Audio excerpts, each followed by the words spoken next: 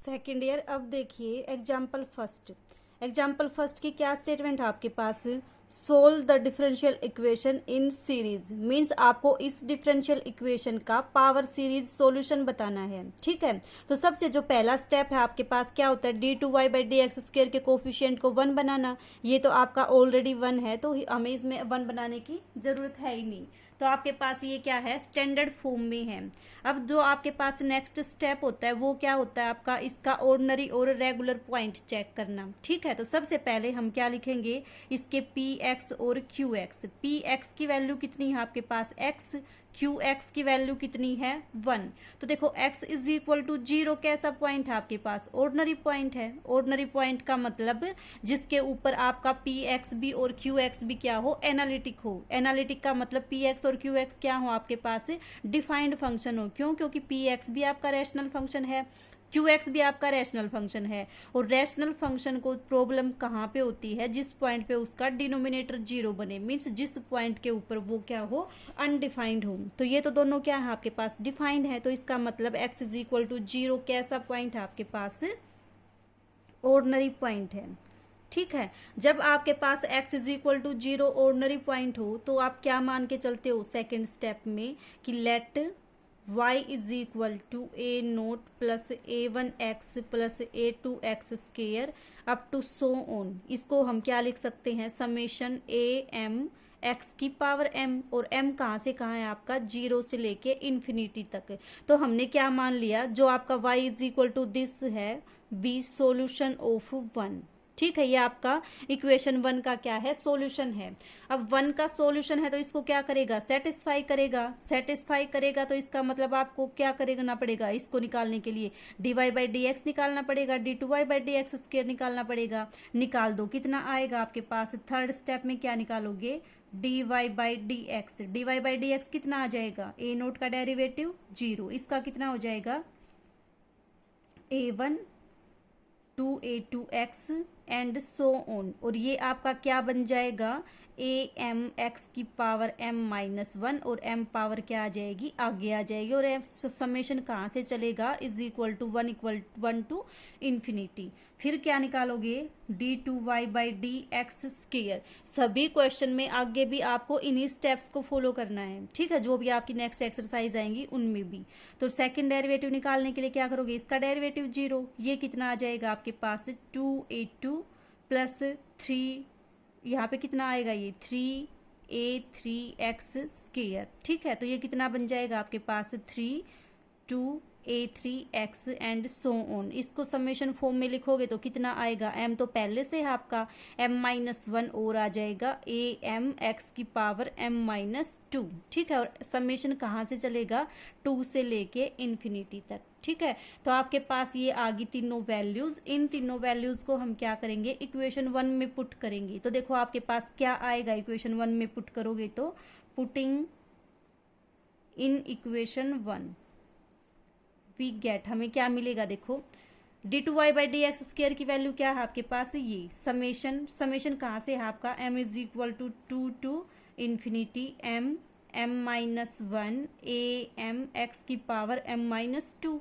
Plus x आपका as it is, summation of A d y by d x की value कितनी है, ये कर दो पुट m एक्स की पावर m माइनस 1 और आपका प्लस y कितना है आपके पास, समेशन ए एम एक्स की पावर m, और m कहाँ से आपका 0 टू इन्फिनिटी, ये कहाँ से है 1 to infinity, this is equal to 0। ये समेशन कहाँ से स्टार्ट होता है, ये इंडेक्स क्या है, मेन पॉइंट्स जो हैं वो इस पावर सीरीज सॉल्यूशन के यही होते हैं आपके। ठीक है, तो अब देखो जब x से मल्टीप्लाई करोगे तो ये क्या बन जाएगा, x की पावर m बन जाएगा। डायरेक्ट लिख लो इसको यहीं पे, ये आपके पास बन जाएगा x की पावर m। ठीक है, अब देखो आपका जो थर्ड स्टेप फोर्थ स्टेप होता है उसमें आपको क्या करना होता है कि जो भी आपके पास ये टर्म है उनको क्या करो, x की पावर m में कन्वर्ट कर लो। ठीक है, अब यहाँ तो x की पावर m है आपका, यहाँ भी x की पावर m है, प्रॉब्लम कहाँ पे है आपके पास, x की पावर m-2।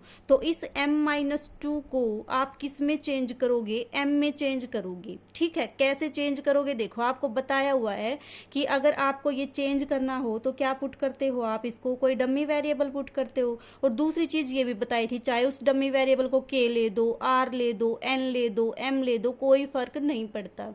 तो अब अगर हम इसको m ही ले देंगे तो थोड़ा कन्फ्यूजन हो जाएगा, ये भी m वो भी m। तो सबसे पहले हम इसको k की टर्म में लेके चलेंगे, फिर उस k को हम वापस से m पुट कर देंगे। ठीक है, तो देखो कैसे करोगे, आपने मान लिया let m-2 is equal to k।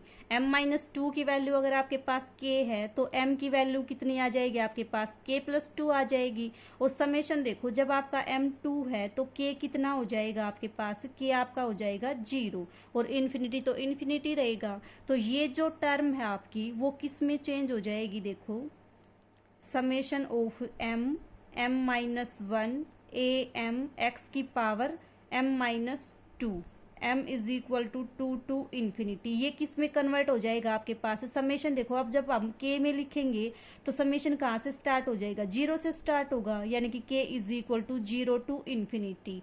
m की वैल्यू कितनी है, k+2, तो m की जगह पे क्या रखो, k+2।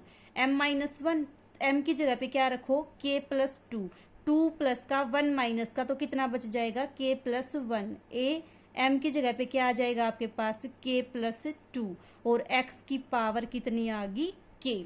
अब देखो चाहे इसको आप k में रखो चाहे आप m में रखो कोई फर्क नहीं पड़ेगा, क्योंकि बताया था पिछले लेक्चर में आपको, ये जो वेरिएबल होता है ये आपका डम्मी होता है, इसको चाहे आप कुछ भी पुट कर सकते हो। अब अपनी जो बाकी टर्म है वो किस में है, m में है, तो इसको भी हम किस में चेंज कर लेंगे, m में चेंज कर लेंगे। ठीक है, तो आपके पास ये क्या बन जाएगा, summation m from 0 to infinity m+2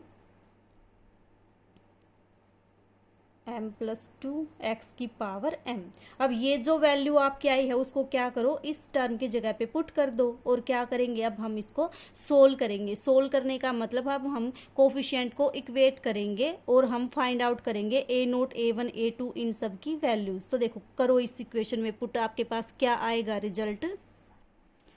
तो देखो ये जो वैल्यूज आप इस इक्वेशन में पुट करोगे तो आपके पास इक्वेशन क्या आ जाएगी, ये आ जाएगी। ठीक है, अब इसको आगे सोल्व करते हैं। तो देखो इसको आगे सोल्व कैसे करोगे, आपके पास दो तरीके हैं, या तो आप इसको ऐसे ही रहने दो और कंपेयर कर लो। दूसरा क्या है आपके पास कि इन दोनों समेशन को क्या करो, मर्ज कर दो। मर्ज करने का मतलब देखो am यहाँ भी है, am यहाँ भी है, x की पावर m यहाँ पे भी है, x की पावर m यहाँ पे भी है, तो इसको हम क्या ले देंगे, कॉमन ले देंगे। तो आपके पास ये दो टर्म ना रह के एक टर्म बन जाएगी, लेकिन एक डिफरेंस आएगा इसमें। यहाँ पे समेशन m इक्वल्स टू 1 से स्टार्ट है, यहाँ पे summation m is equal to 0 से स्टार्ट है। तो ये वाला समेशन भी हमें कहाँ से बनाना पड़ेगा, m इक्वल्स टू 1 से स्टार्ट करना पड़ेगा। m इक्वल्स टू 1 से स्टार्ट करने का मतलब m की वैल्यू 0 पुट कर दो। मीन्स आप इसको क्या लिख सकते हो, जब m की वैल्यू 0 पुट करोगे आपके पास आएगा a0 प्लस, और क्या आएगा आपके पास, m equals to 1 to infinity am x की पावर m। इस समेशन को आप इस तरह से लिख सकते हो, और इस टर्म को क्या करो, इस टर्म के साथ एडजस्ट कर दो। तो आपके पास देखो कितना आएगा, ये इसको तो रखो एज इट इज, तो आपके पास ये क्या आ गया, इसमें कन्वर्ट हो जाएगा। ये टर्म आपकी एज इट इज, इसको और इसको क्या करोगे आप, कंबाइन करोगे, इसको और इसको, इसको और इसको कंबाइन करोगे तो आपके पास यहाँ पे कितना आ जाएगा, ये m+1। m इसका कोफिशिएंट, 1 इसका कोफिशिएंट, और इसको आपने ले दिया कॉमन, और a0 आपका एज इट इज। ठीक है, अब देखो अब हम फाइंड आउट करेंगे इनके जो कोफिशिएंट्स हैं उनकी वैल्यू। तो सबसे पहले हम क्या करेंगे, कांस्टेंट टर्म को इक्वेट करेंगे। कांस्टेंट टर्म को जब आप इक्वेट करोगे तो देखो क्या आएगा आपके पास, कांस्टेंट टर्म आपकी कहाँ से आएगी, जब m की वैल्यू 0 पुट करोगे तो x की वैल्यू कितनी आ जाएगी, यहाँ पे x की पावर 0 यानी कि 1।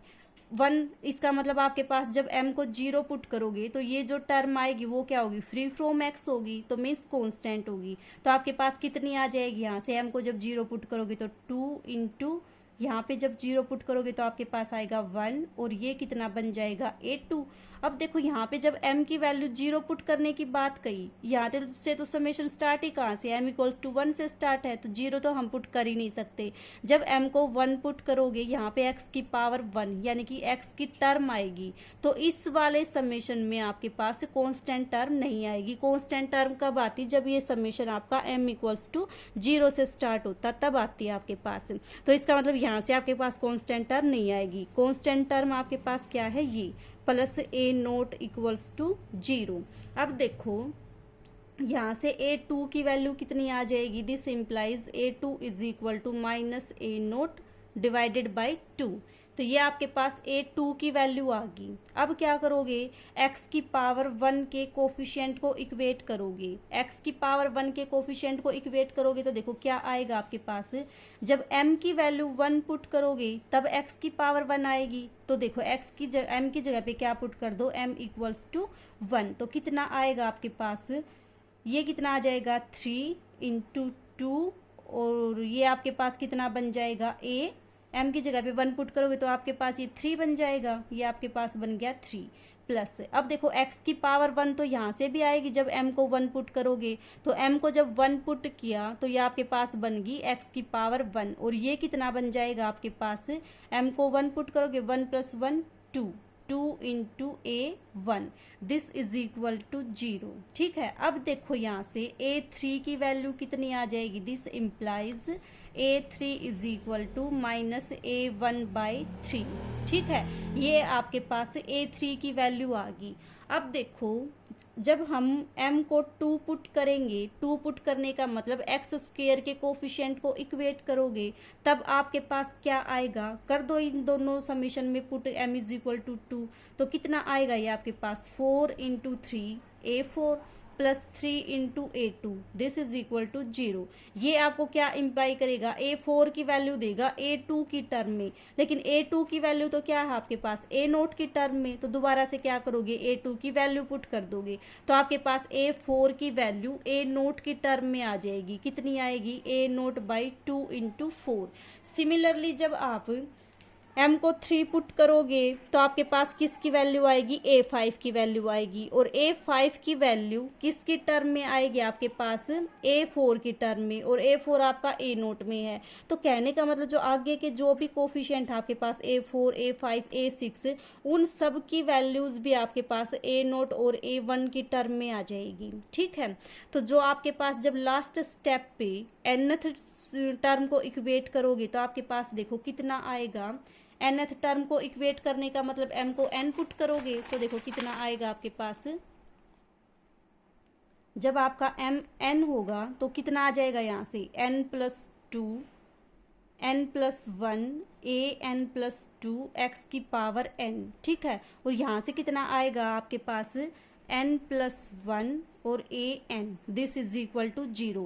a n प्लस 2 की वैल्यू a n की टर्म में निकाल लो, कितनी आ जाएगी आपके पास, a n plus 2 is equal to minus a n divided by n plus 2। ठीक है, अब देखो a3 a4 a5 निकालने के लिए क्या करो, n को पुट करते जाओ, a2 तक तो हम a4 तक तो हमने निकाल ली, 5 निकालने के लिए क्या करना पड़ेगा आपके पास, n को 3 पुट करना पड़ेगा, n को 3, फिर a6 निकालने के लिए n को 4 पुट करना पड़ेगा, फिर 5 पुट करना पड़ेगा, एंड सो ऑन। जब आप इनकी वैल्यूज निकालोगे ये सारी वैल्यूज आपकी a नोट और a1 की टर्म में आ जाएंगी। ठीक है, जो भी वैल्यूज आपके पास आए उनको क्या करो, सॉल्यूशन में पुट कर दो, तो आपके पास क्या आएगा, रिजल्ट आएगा। तो देखो कैसे करोगे, a3 कितना आ जाएगा, जब n को 3 पुट करोगे तो आपके पास a5 कितना आ जाएगा, n को 3 पुट किया, कर दो यहाँ पे पुट, कितना आ जाएगा minus a3 divided by 3 plus 2 5, और a3 की वैल्यू आपने पहले निकाल चुकी है a1 की टर्म में, कितना आ जाएगा minus as it is minus a1 by 3 और divided by 5, this is equal to a1 by 3 into 5। Similarly a6 आएगा, a7 आएगा, सारी वैल्यूज निकाल के क्या करोगे आप, जो आपका ये सॉल्यूशन था y is equal to a naught a1 a2 and so on, इसमें क्या कर दो, पुट कर दो। पुट करने के बाद आपकी जो सारी टर्म आएंगी वो किस में आएंगी, ए नोट और ए वन में आएंगी। ए नोट की टर्म को सेपरेट लिख लो, ए वन की टर्म को सेपरेट लिख लो, आपके पास क्या आ जाएगा, रिजल्ट आ जाएगा। ठीक है, जैसे अगर आप निकालोगे तो आपके पास ये आ जाएंगे A5 A6 A7 A8 की वैल्यूज, और क्या करोगे, इस y की वैल्यूज में पुट करोगे। फिर ए नोट की टर्म को एक साथ लिख लो, A1 की टर्म को एक साथ लिख लो, आपके पास क्या आ जाएगा, सॉल्यूशन आ जाएगा पावर सीरीज का, जो आपके पास दे रखी थी डिफरेंशियल इक्वेशन उसका। ठीक है, तो इस तरह से आप इसको, इन क्वेश्चंस को क्या करोगे, सोल्व करोगे। लेकिन ध्यान रखो ये केस कौन सा है आपके पास, x = 0, जब आपका ऑर्डिनरी पॉइंट होगा वो वाला केस। ठीक है।